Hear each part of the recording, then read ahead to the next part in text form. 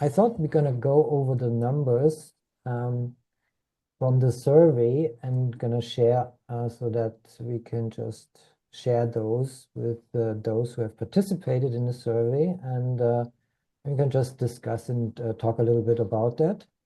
What do you think? Yes, let's do it. Let's do it. All right.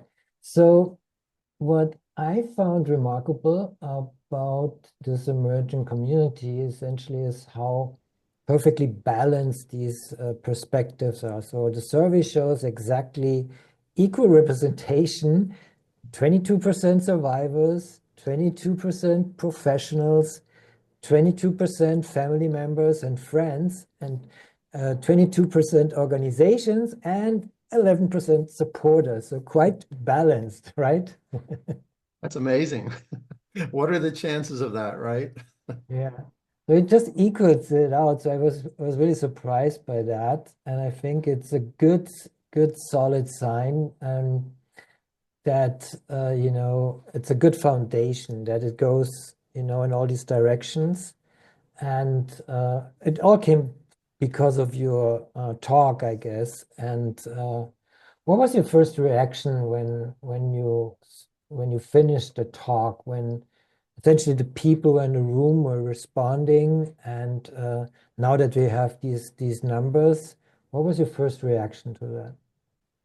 No, their reaction, I wasn't really sure what to expect. Of course, I wanted to teach a small mini program as opposed to just talking about numbers or anything. And everyone seemed so engaged. It seemed like there was hardly any crosstalk going on. Uh, I was really happy to see a lot of people taking notes, which was wonderful. And at the end of it, I mean, they gave me an incredibly warm round of applause, a standing ovation. And that, it didn't just make me feel supported, it made me realize how many people in that room Mm. have a desire to help boys and men who have had things happen. So I was very excited at how they received what I had shared with them. That's beautiful. It just reminds me, also having goosebumps right now. I think we can share when we had now the opportunity to kind of like when we first met time in person. And Right. That was at another event where one of us was speaking on yes, stage, this time and I it was was on you. stage. Yeah, for me, it was like, the end of a mentorship program, and I was really proud to be successful, not only from a business perspective, but also because I could talk about something that was deep inside of me, my sexual abuse at the age of 10. And I never told anybody, not even my parents. And I was able to share this experience in front of a room of 300, 400 people live on stage. That was just really an experience and an aha moment for myself. And so for the first time publicly speaking about that, I've talked about this in private, of course, earlier on and through my whole story. But that was really the moment when I was speaking it publicly. So how did you perceive that in the audience? It was almost shocking for me. I'd never Mm, heard a man say that before. And oh, I want to ask you before I get into what I experienced was I feel like when people finally get to speak those words, now that I've met so many survivors and spoken to so many, how did it feel for you to finally let that go publicly? I mean, for me, it seems like people actually have like a weight taken off of them, that they're no longer carrying that heavy secret that's a burden inside of them. How was mm. that for you to finally just Yeah, say it yeah, publicly? yeah. It felt as a relief. It's but it's combined with kind of like being on stage and talking about that, to have kind of like this these fear coming up, but it's more about speaking in public than sharing the truth.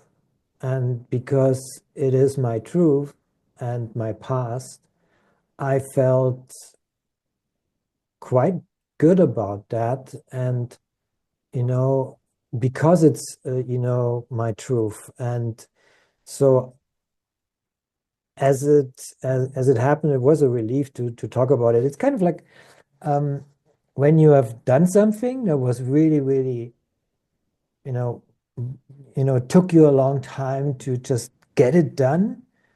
And you have that kind of experience of like, so yeah, I've done it and I'm on that path already. And so that's the kind of feeling I had, and I'm still having because I'm getting the shivers when I talk about this right now and sharing this moment. And it moves me also because it's just so emboldened in everything of my being, and so and having the opportunity, and even now talking, and helping others to see the light and have kind of like also a similar experience that you had. I don't want to spoil it because I want to hear your response when I was talking. But for me, it was like carrying this, for so long, and then finally being able to speak about that and speaking truth to who I am. It's just incredible, and I was very proud of me.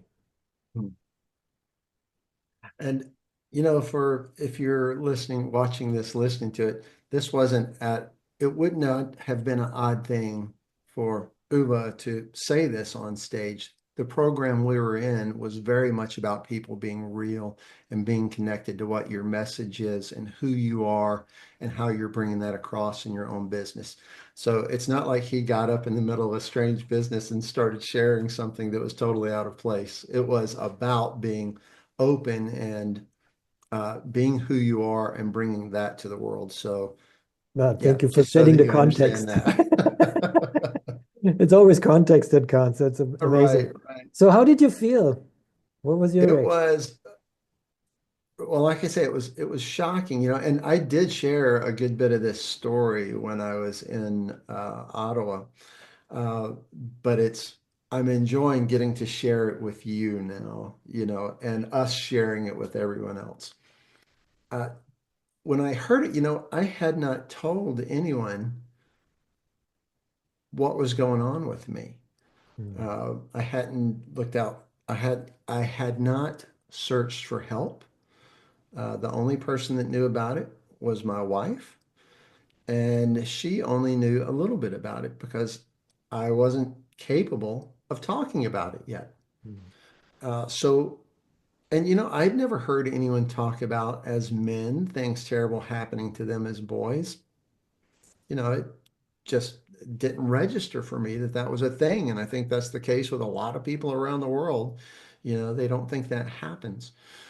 And when I heard you say it, I mean, to be honest, and this is nothing against you, I don't remember anything else you talked about. You know, I heard the big thing, it hit me in the ears and went into my head, and then I was just stunned right there. It's like, wait a minute, somebody else knows this has happened to somebody else. Hmm. Uh, and I think that's what happens a lot of times when people hear us speak or they hear another survivor speak, they're shocked that it has happened to someone else. I think Hmm. every time I've spoken, I've had men come up to me and share that it's been their experience too. Um, and they just needed somebody to say it out loud so that they didn't feel alone and then they were safe enough to share. I And think, that's what happened with me. But before that happened, I remember telling Penny, my wife, I'm like, I think I need to talk to him, hmm. which was very uncomfortable. You, successful guy on stage that I don't know, you know. And I remember you going back because you were also volunteering and supporting the event too. And you go into the back of the room moving things around, and I'm like, "Hey, excuse me, can I talk to you for a minute?" And I remember you saying, "Well, I'm very busy. What would you like to talk about? Maybe we can just talk while I'm working." And I said, the thing that you said happened to you as a child happened to me. And I remember you stopping and looking me in the eyes. And then whoever it was that was working with you, I remember you looked at them and said, can you take over for me? I have to go do something. And that's when you walked me and my wife Penny out to the lobby, and we went to that area over there where there was no one so that we could chat. Um, and before I go any farther on that, I'm curious, how was that part of the experience for you? Because I'm Mm, sure you weren't expecting that. mm.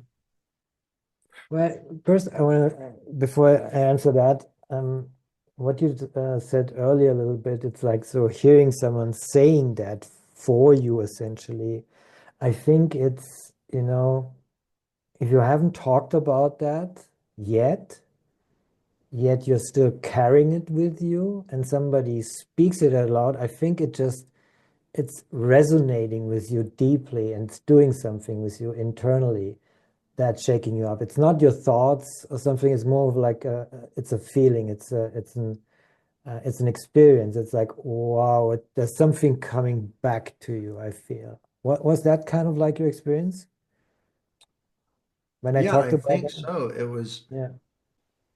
yeah, to put it in words like that, that it was as though I received some sort of energy. I mean, yeah, that would explain it really well, rather than just my shock, which I was shocked, but that receiving was probably the only thing that allowed me to have the guts, the courage to come over and talk to you.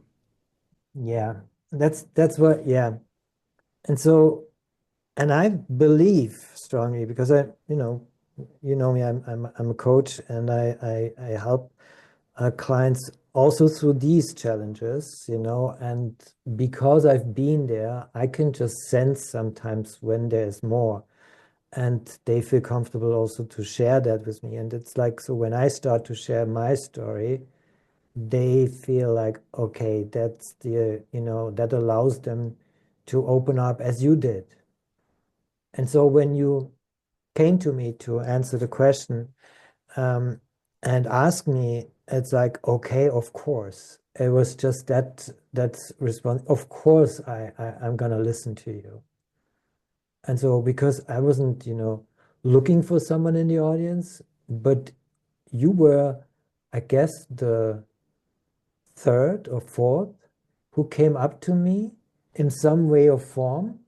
But with you, it was more like, so yes, yes, I will take time to spend time with you and talk to you about that and be there for you, just as I was for that moment unconsciously for myself, for someone in the audience that I haven't met yet.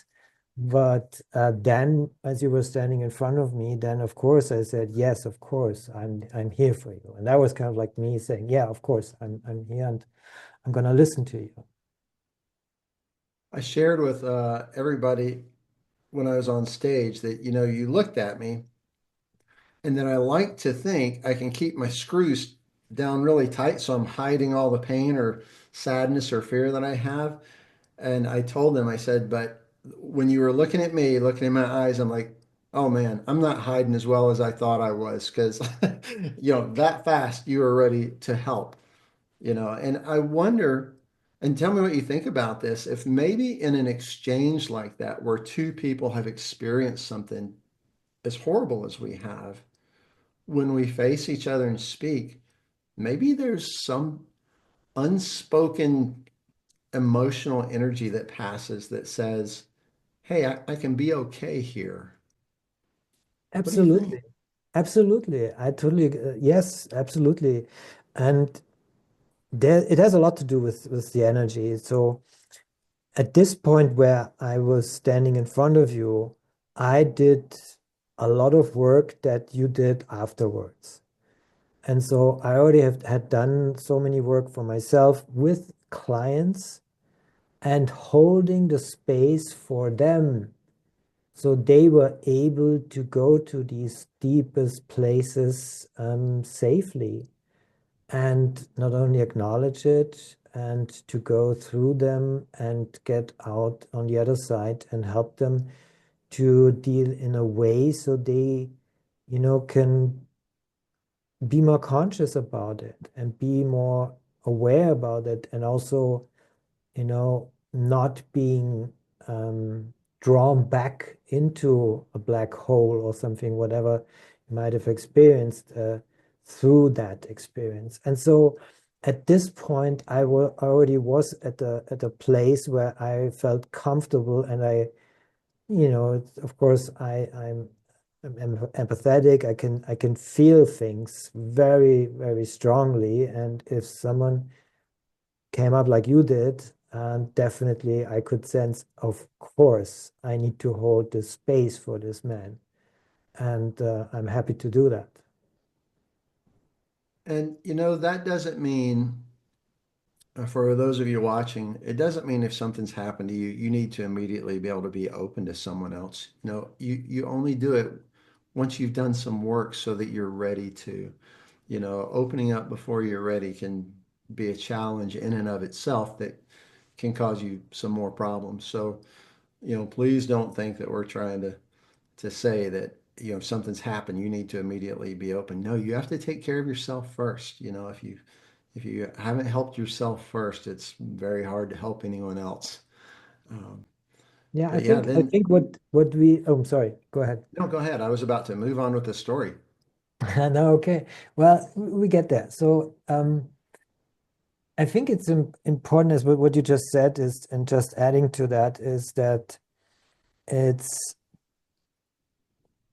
part of why we're doing this is also in, you know, being the light for someone else, being able to see and receive that light, so they are not feeling that they are in the dark. And that's just it.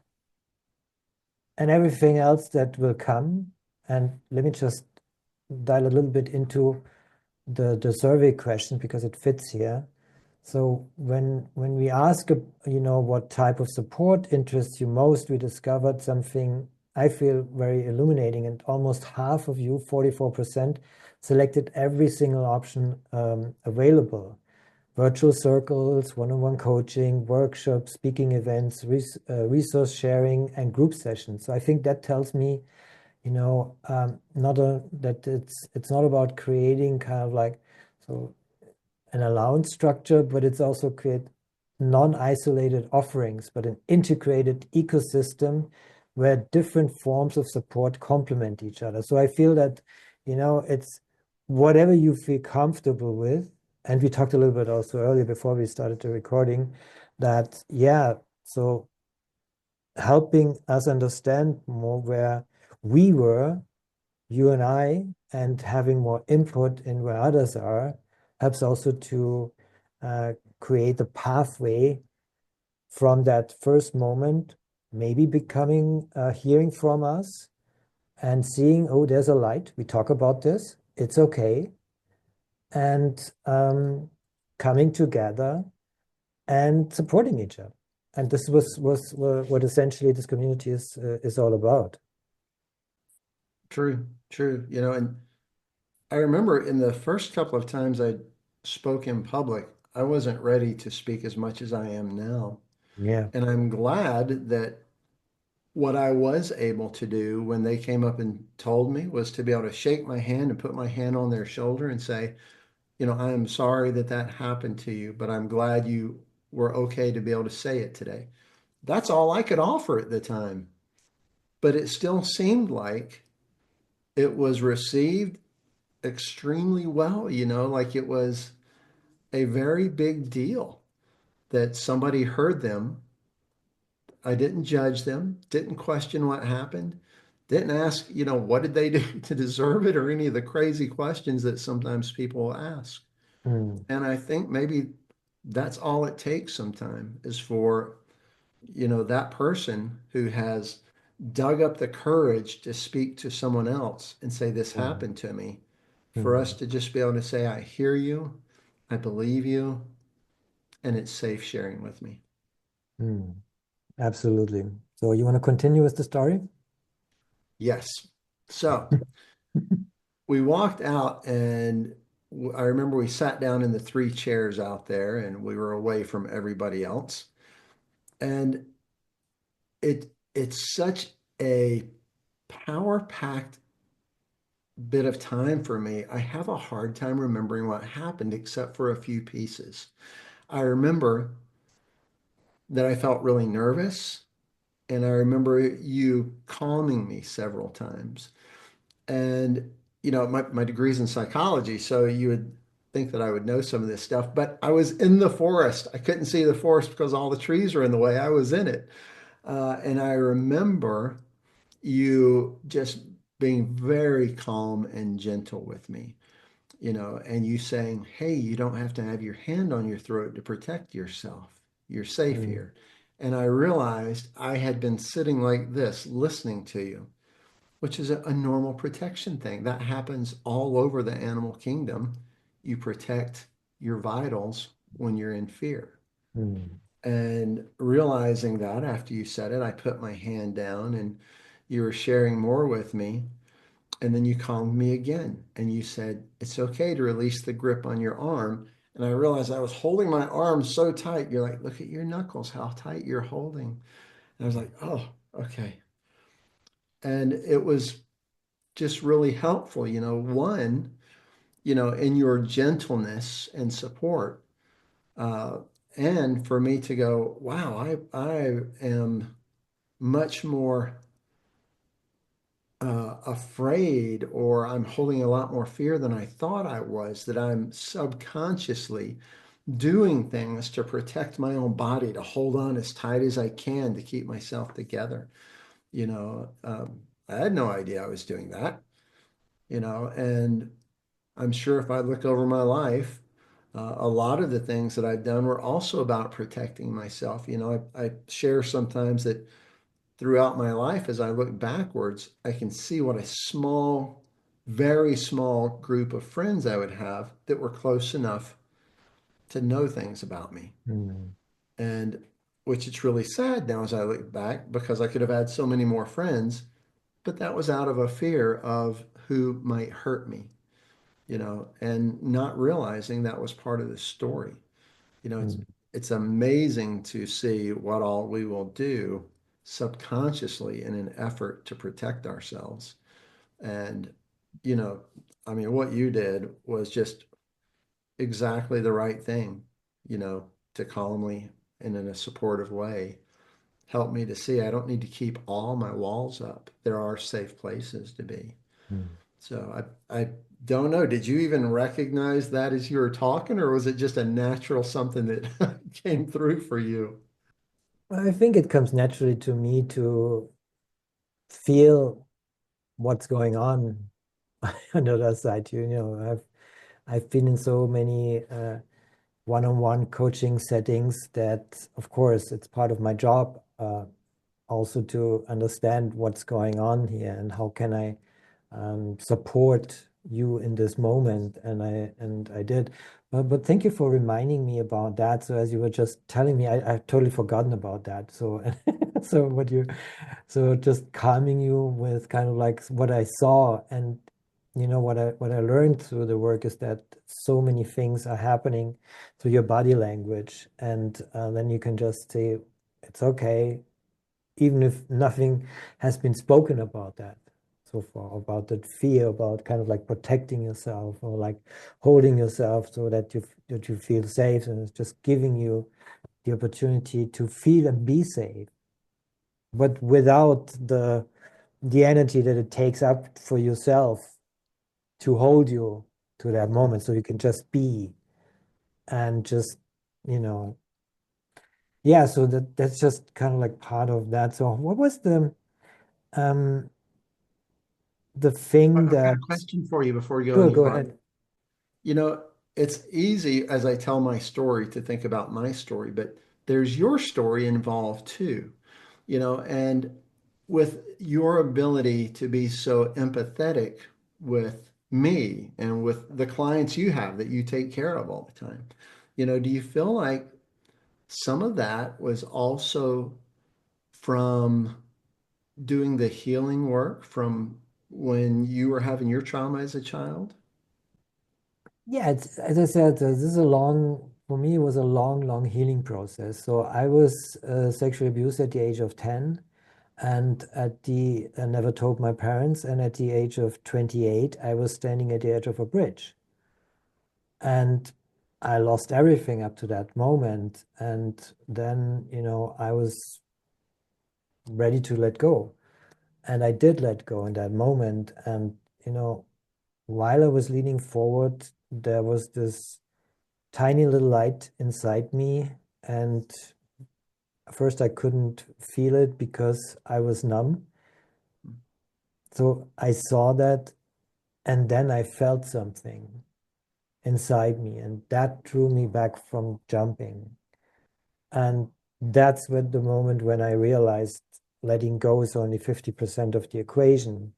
And the other 50% is to let in, to feel and perceive what else is there. And it's only complete as a pair. And from that moment on, I was on my journey of healing. And it took me years. So that was when I was 28.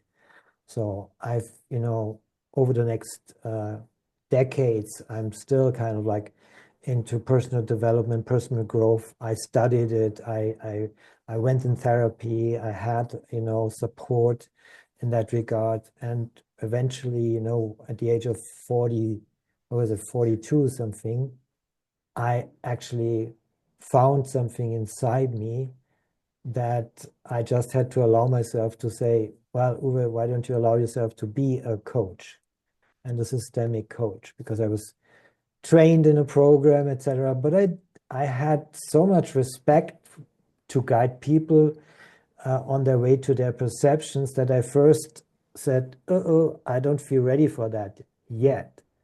So I did work as a trainer first and did a lot of other stuff, which I'm now also reconnecting, but that's another story. And and so I was really hesitant about that. And so I did work as a trainer first for a couple of years.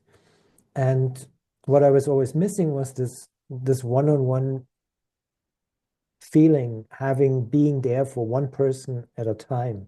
Because in trainings, they all have to jump over a training wall and it's good, but there's always people who need more attention.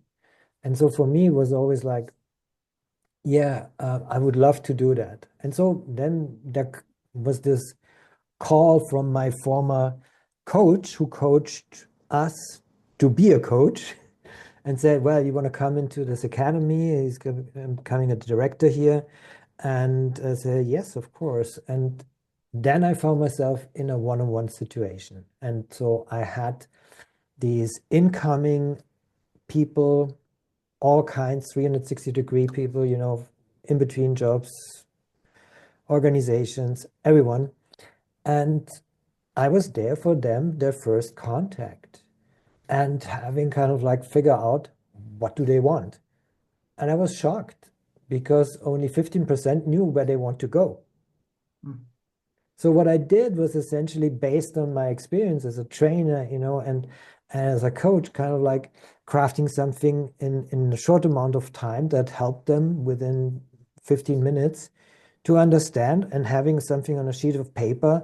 Oh, this is my next 5 years. This is where I want to go. And then I could say, because this is an academy, we were selling programs to support them in their endeavors. So we say, okay, so now you know where you go, and this is how we can help you.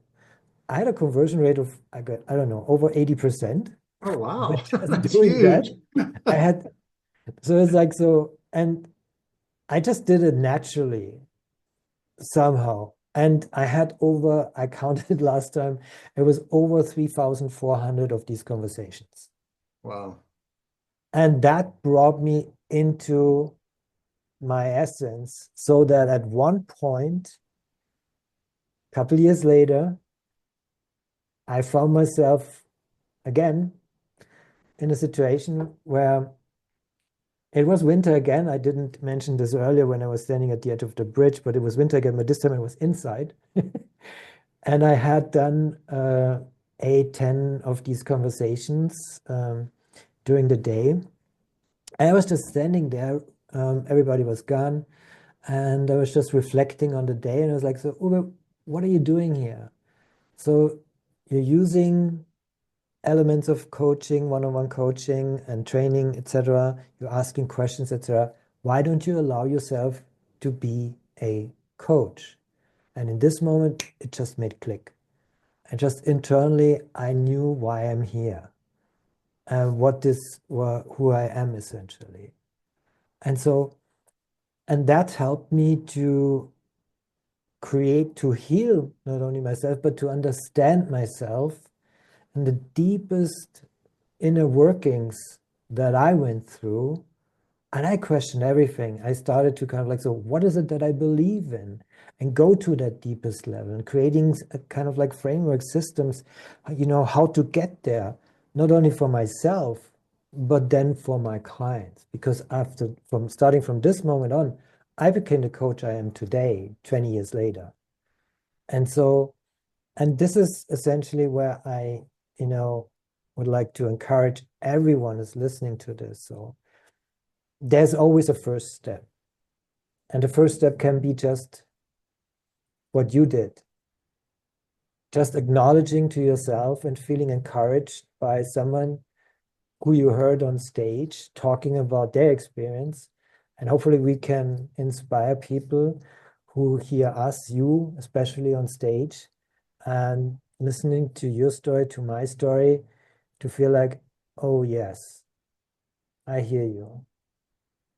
And I'm glad that you shared this with me because I've been there too. And if someone is a supporter of a survivor, there is a path and there's a way to support them. And it's just about listening. And as you mentioned earlier, it's so important to allow someone to have these feelings. And even if they're not aware about those feelings in these moments often, but there's always a path, and that path starts sometimes with a tiny little light inside of you, as it did for me. Your story is so incredible, and I remember the first time you told me when you said you found yourself on a bridge looking over. I thought you were being metaphorical. And then you kept telling me, I'm like, oh, wait a minute. He was actually on a bridge ready to end everything from the pain, and the idea that as you were just leaning forward to let go of everything, there was suddenly room for stuff to come in that was good. you know, I mean, a few more seconds and that wouldn't have happened. But that you held on so long, which I think is something everybody who's feeling so much pain that they feel like it needs to be over needs to remember it may just be a few more moments that you need to hold on before the right thing shows up for you. Yeah, So that's the power of letting go and letting in, and understanding that it's a two-part mechanism we all have. And it's not so much about to focus on what you need to let go. It's just the important thing to do before you can let in something else.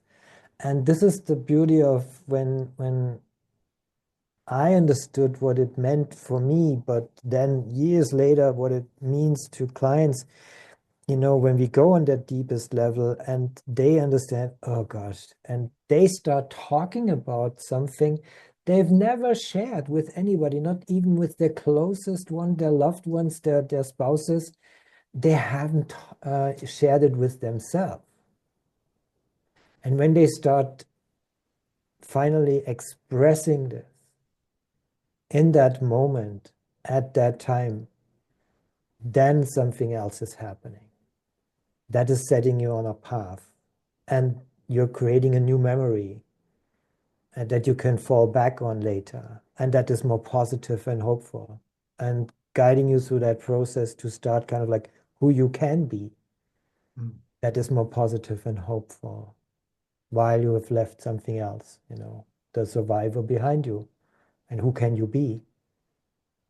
Not being just a survivor. Mhm. And so I think that's the powerful things. And so with that kind of like, experience, I was there for you, able to hold your space Mhm.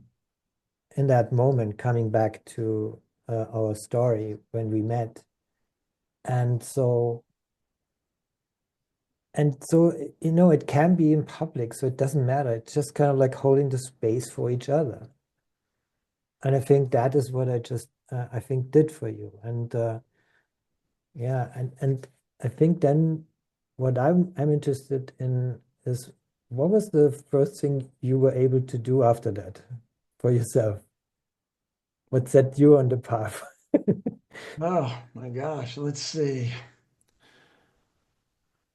I remember when we were kind of finishing, and I felt like when we were sitting out there talking in the lobby, that I was so full of all this emotion now trying to get out, which would have probably been an absolutely incredible release.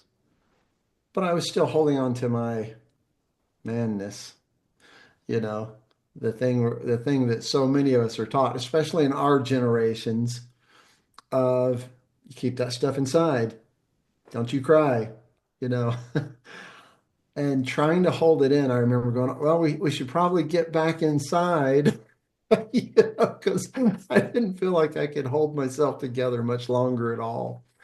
And you stood up, and I stood up, and Penny stood up, and I was feeling like, okay, we're about to go in this extremely vulnerable time is over. I can go back and hide in myself. And you calmly said, would you be okay if I give you a hug? Ah, man. And I said, okay, still thinking I could hold myself together. And then you hugged me like you would hug a child who's afraid. And my stuff broke. And I remember it was just, my eyes were just pouring at that moment. And, I've never had that kind of a release, certainly not with another man. Men were who hurt me, but Mm. all of a sudden, here we are, not only having space held for me, but me being held, you know. And yeah, I don't remember any more of the conference after that.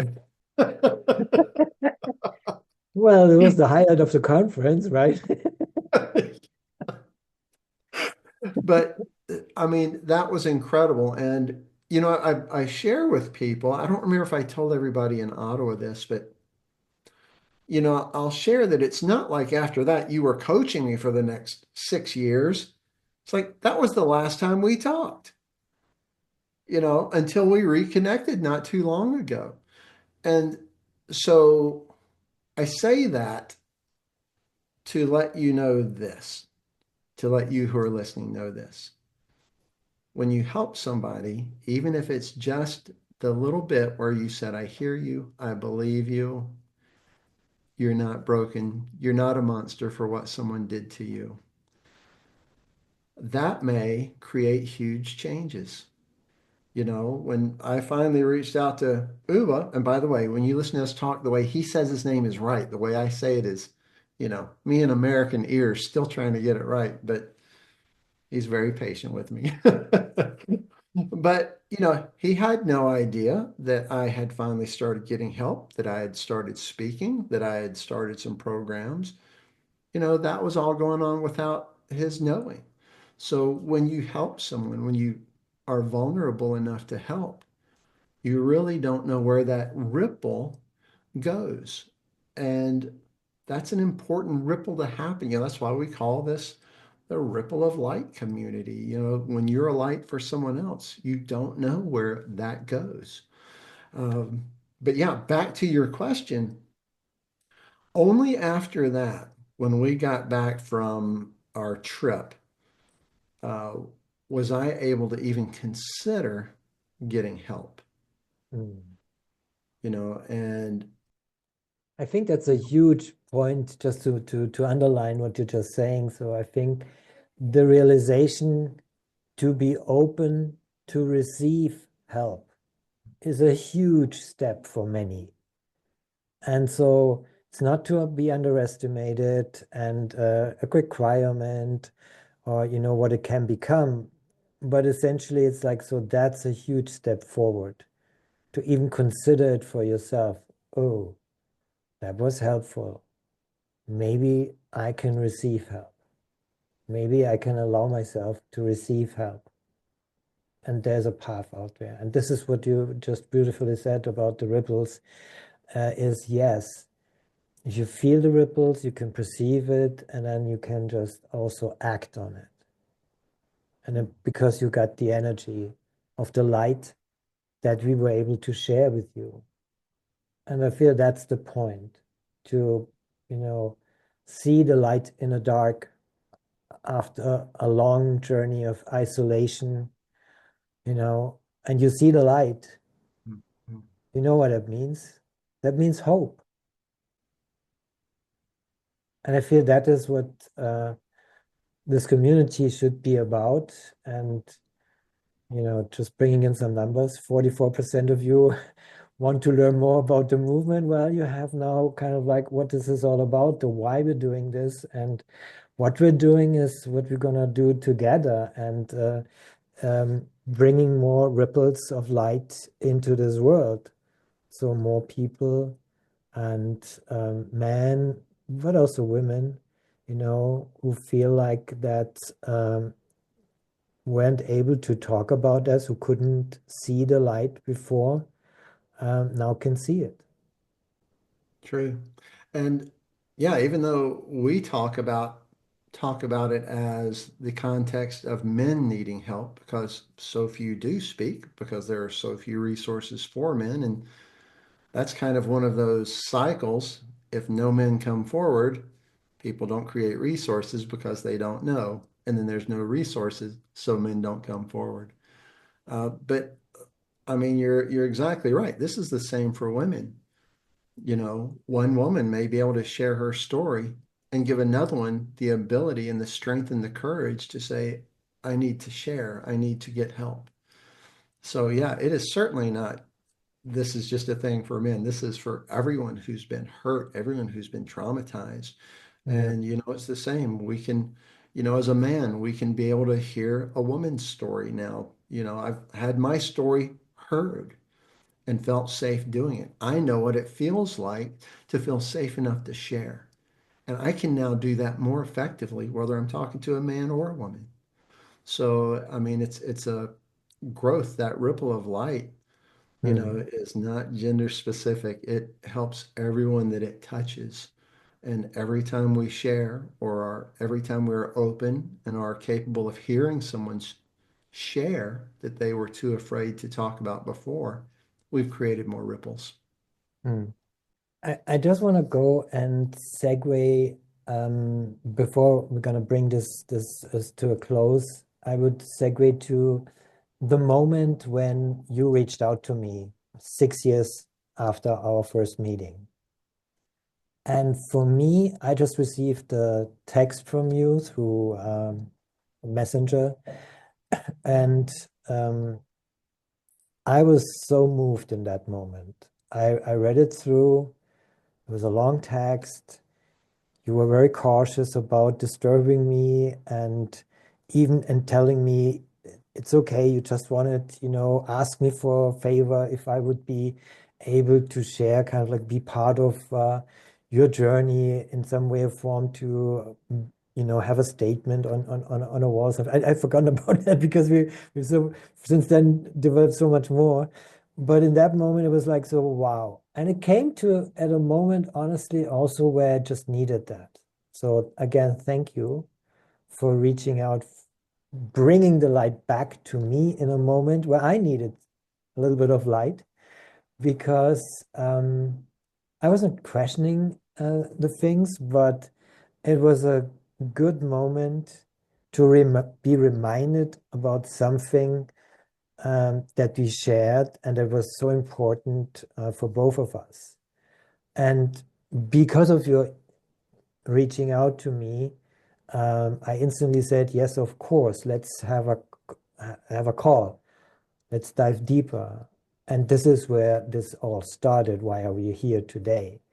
Because we found, wow, we shared this moment, we go back and forth, and what are you doing now? How can I support you? How could we do something that, creates a movement for the Ripple of Light community so that people can feel and see and hear things, that reflect,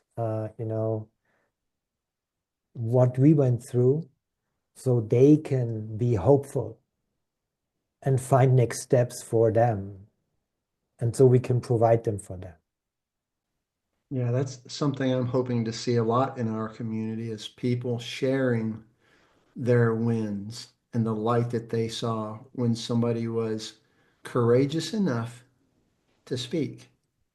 And it provided a light in the darkness so that person said, wait a minute, I'm not alone, there's a way out. And it can Mm. be a positive way out. So I'm hoping to see a lot of that, as well as, sharing the resources that we find and the things that have helped us. Yeah, There's so many ways, and that's what we need everyone to share in our community with. How did you win? What did you hear? What resources connected you so that we can share it with every survivor and create more and more ripples of light until we don't have anybody left in the darkness anymore.